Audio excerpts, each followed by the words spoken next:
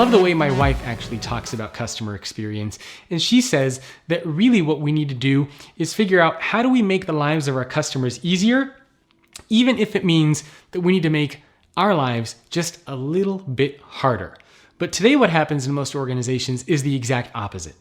We are willing to make the lives of our customers harder so that we can make our lives a little bit easier, but we need to flip that around. The fact is that customers are willing to pay more for a great experience. So how do you give them that good experience?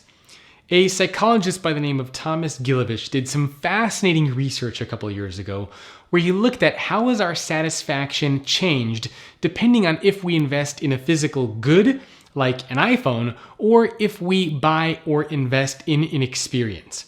And what he found is that over time, if we buy a physical good, our satisfaction levels go down. But if we invest in an experience, then over time, our satisfaction levels go up.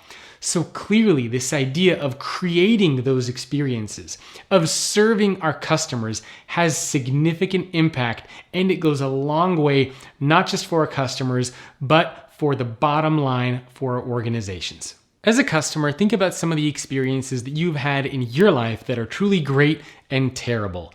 For example, if you're in the United States and you've ever gone to the DMV, the Department of Motor Vehicles, you'll know oftentimes what kind of a terrible experience it is as a customer. I was actually at the DMV getting a new license, and I had to wait there for 3-4 hours and walk to one booth and then another booth, and I was just bouncing around all over the place and ended up spending the better part of a full day at the DMV just to get a driver's license. Not a great experience as a customer. Of course, it's easier to have that customer-first mentality when you yourself are in a customer-facing role. For example, you're in retail or you work in customer service or experience. You're interacting and engaging with customers on a regular, sometimes even a daily basis. But if you don't think your position has any impact on customers, then it becomes very hard to have that kind of a customer-serving or customer-first mentality. So for example, if you are in marketing or if you are in sales or R&D or HR for that matter, it might be a little bit harder for you to get that customer-first mentality because you might not see or hear customers. If you're in that position of not having a customer-facing role, for example, you are in development, you're writing code, something along those lines, there are a couple of tactics that you too can start to implement to better get that customer-focused mentality. The first thing that I want to encourage you to do is to have a conversation with your direct manager, with your boss, and say, look, I would really like to get a better sense, a better understanding of how the work I'm doing is impacting customers. Maybe you can participate in customer focus groups. Maybe you can talk to customers, but something should be done that allows you to see how your work is impacting customers. This is exactly why Amazon CEO Jeff Bezos has his executives work in the call center on a regular basis so that those executives can interact with customers and hear firsthand from customers the stress or the happiness that their customers are experiencing. So as an employee at a company, even if you don't have that customer-facing role, it should still be your responsibility to make sure you have that conversation with your boss, with your manager, and ask and try to get that information around how the work you're doing is impacting the lives of customers. The second tactic that I want to encourage you to practice is storytelling. And this is very, very important. Now, ideally, your company will have some kind of a program in place, and it will allow all employees to get a sense of how their jobs, how their roles are impacting customers. But in the case that that is not true, again, the first step, you have the conversation with your manager. The second step is you create a narrative for yourself. So let's say, for example, you work at a company like PayPal and you are developing code around mobile banking, for example.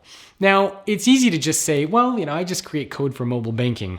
But the true narrative, the true story behind that is that really what you're doing is you're helping alleviate stress. You're helping make sure that families can help each other out and give money to each other when needed. You're helping make sure that people can donate to others when they are in need. Like, you are really having a positive impact on the lives of people on customers. So you're not just creating code, you are helping make the world a better place by helping make sure that people can take care of each other by transferring funds to one another when needed. That's a very different narrative that you should be telling yourself. And it's one that your organization should help tell you as well. I actually really love the story from Zappos, where an employee was on the phone with a customer for hours. They were trying to resolve an issue together. And they were on the phone for so long, in fact, that the employee had a pizza delivered to the customer's house. Right? That is something that goes above and beyond to create that great experience for the customer. Costs maybe $10, $15, and it's something that goes a long way in the eyes of the customer. Now think about if you were the customer on hold with a typical company. You're hungry, you're irritated, you're frustrated, you want to get off the phone so that you can just eat something. And all of a sudden a pizza gets delivered. You are relieved, you're relaxed, you're thankful, you're very surprised. And that is exactly how this customer of Zappos felt. There's also stories of guests who stayed at the Ritz-Carlton when they leave chargers or something like that in the guest rooms. You can imagine how stressful that is because you're traveling, you're flying, you're going from place to place, and you leave a phone charger or you leave a computer charger there and you have no power while you're on the go.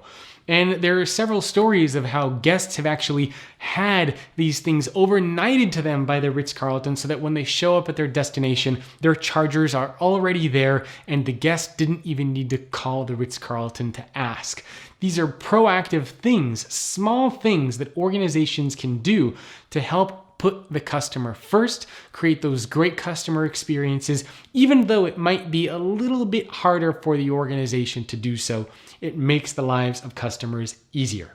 So after watching this video, if you are in a customer-facing role, I want you to ask yourself a couple questions. The first question I want you to ask is, if you were in your customer's shoes, if you were in your customer's situation, what would make life easier for you? What would make you feel good? What would make you feel better? And is that something that you can do? Maybe you have a conversation with your manager and you say, hey, can I get a little bit more discretionary effort to create these great experiences for my customers? Maybe I can get a little bit of budget every month to spend on giving customers these wonderful experiences. Have these types of conversations and see what you can do to create those better customer experiences. The second strategy that I want to encourage you to practice if you are on that customer-facing side is honestly just to be human. Treat your customers like humans. I know that oftentimes we are given these scripts, we are given these templates, we are given these formulas that we need to follow and things that we need to say and ways that we're supposed to be treating customers. But try as hard as you can to treat your customers as humans. Treat your customers as you would like to be treated. And if you are in that non-customer facing role, again, the two things that I want to encourage you to practice are, number one, have a conversation with your boss or your manager around getting insight around how your work is impacting customers. And number two, I want to encourage you to take a couple moments and create that narrative for yourself around how the work that you're doing is impacting the lives of customers that are using your product or using the service that you are helping create. Thanks for watching. Hope you enjoyed that. Check out futureofworkpodcast.com for more content. And do me a favor, leave a review on Apple Podcasts or whatever your preferred channel is. Thank you.